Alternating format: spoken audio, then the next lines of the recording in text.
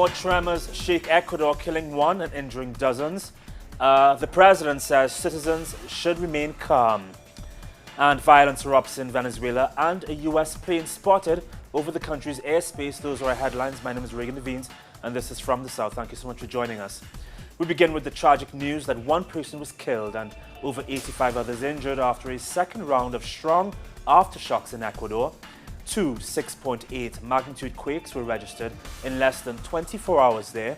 The first was registered at 3 in the morning and the second happened just 8 hours after. The government clarified that these were aftershocks from last month's 7.8 magnitude earthquake, which left 700 people dead. President Rafael Correa explained that victims of April's earthquake and the most affected areas are safe in their tents. The Venezuelan government has warned that a foreign intervention is underway after a U.S. Army airplane was spotted entering Venezuelan airspace. According to authorities, the plane was carrying out a surveillance flight.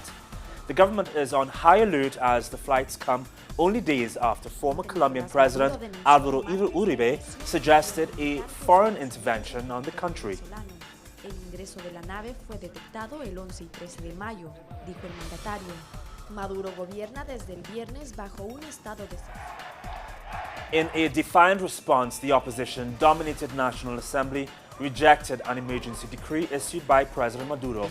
The decree sought to give more powers to ministries and the executive branch to take much-needed measures to cope with the country's economic crisis and the energy crisis caused by record droughts. Authorities criticized the Assembly's stance, which was seen as a political maneuver, despite the urgent need for solutions.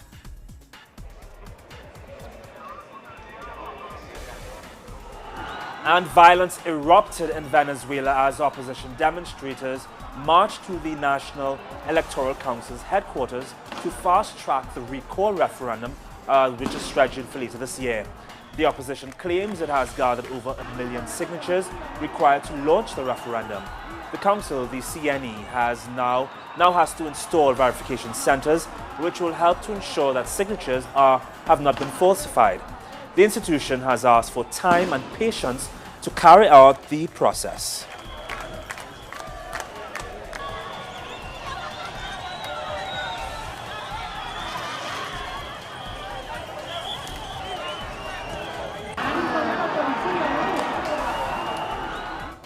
And our correspondent Ian Bruce was recording those marches in Caracas. He now joins us live. Hi Ian, we are seeing some very powerful imagery of the violence in the opposition march. Again, can you reiterate what is their core demand what are they demanding? What do they want? Well, what the opposition leaders, Reagan, say they want is for the electoral authorities to move more quickly to verify the signatures in this first phase of the request to activate a recall referendum. I have to say that many on the pro-government side fear or believe that what they really want, or at least what some sectors of the opposition want, is precisely to provoke scenes of chaos and violence like the ones we've been seeing in order to lay the ground for a much quicker demise of this government, whether that take the form of some kind of coup d'etat or indeed some kind of foreign intervention. And I have to say the very brutal beating of that policeman that we filmed this morning just adds to that perception. And has the CNE responded at all? No, the CNE has said not to today's violence. Obviously, that's not up to the CNE. But obviously, the CNE has already laid out its timetable for the next phase. On the 2nd of June, it will finish the whole process of counting and verifying the actual lists of signatures that have been handed in so far. Then they'll move on to the process of actually verifying the individual signatures. Ian, we just reported that U.S. airplanes have been flying over Venezuelan airspace and the government has warned that a foreign intervention could take place. Is this a serious possible situation? Well, I mean, I don't think anybody thinks that in the short term there's going to be some kind of invasion. That's not the most likely scenario. But obviously, this is a considerable concern to the US government, and it comes in the context where, for example, the opposition, and this has been backed up by Human Rights Watch just the other day with their report, which suggests that the democratic charter of the Organization of American States could or should be invoked against Venezuela in order to justify some sort of at least political international intervention in the country. Thanks so much, Ian. We'll touch base with you another time. Thanks again. Moving on now, in southern Chile, fishermen are blocking roads with burning tires against a fishing ban sparked by the mass death of sea creatures. The blockades have left tourists stranded and markets empty. Heaps of salmon, sardines and clams have washed up on Chilean shores in recent months, choked to death by a surge in red algae.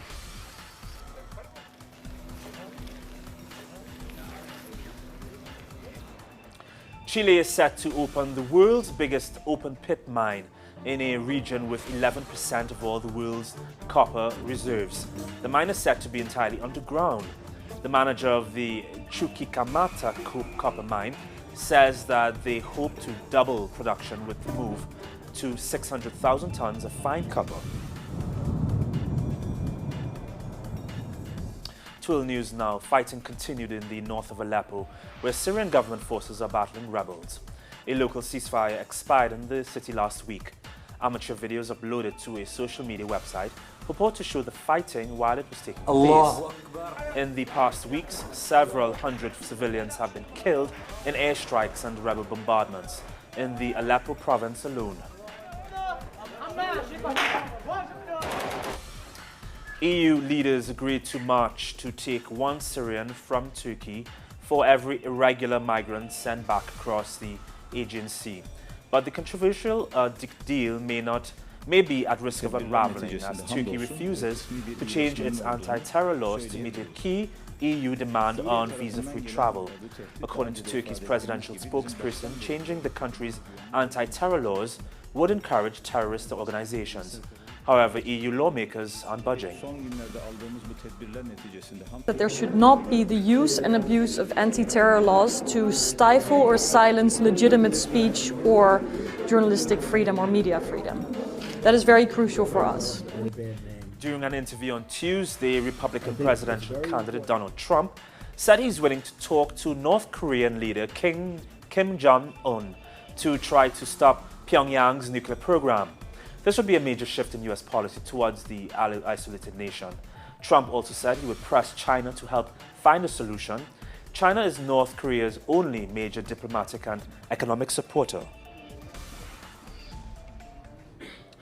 Police in 60 French cities took part in rallies to demonstrate against what they call a rise in anti-police violence over the past 2 months. As officers protested in Paris, they were targeted by counter-demonstrators. Up to 15 youths attacked a police car with iron bars before throwing a petrol bomb at the vehicle. The 2 police officers who were inside the vehicle fled before it was attacked. Japanese car manufacturer Suzuki says it has found discrepancies in its fuel and emissions testing but denied cheating. The company said its testing method for 16 models was not in line with official regulations, but it insisted that new tests showed no need to amend the data. Suzuki said that the testing problems date back to 2010 and over 2 million vehicles were affected.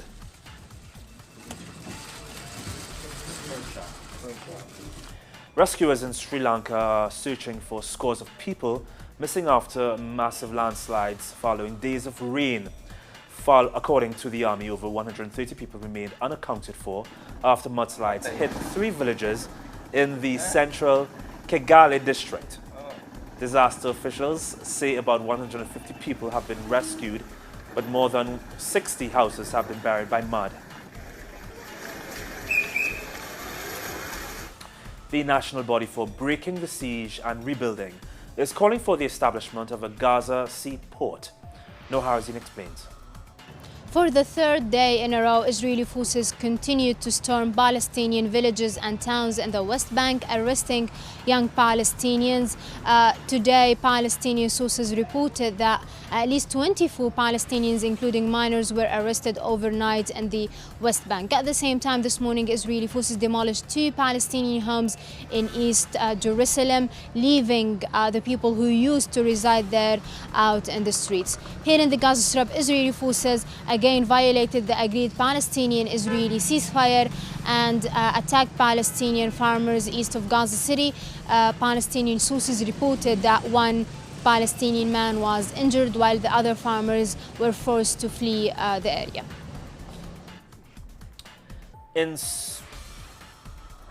One of the 219 schoolgirls abducted by Islamic extremist group Boko Haram in Chibok was found in Chibok in northeastern Nigeria. This is the first breakthrough since their seizure in over 2 years. The girl was found by civilian vigilantes in the Sambisa forest area with her 4-month-old baby.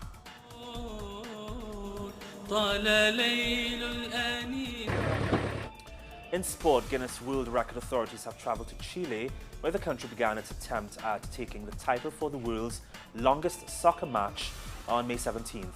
Soccer players will play at the Bicentenary Stadium de la Florida in Santiago over 5 days, where soccer fanatics hope to play a solid 120 hours. The effort includes a combination of professional and amateur players. Around 3,000 people are expected to participate.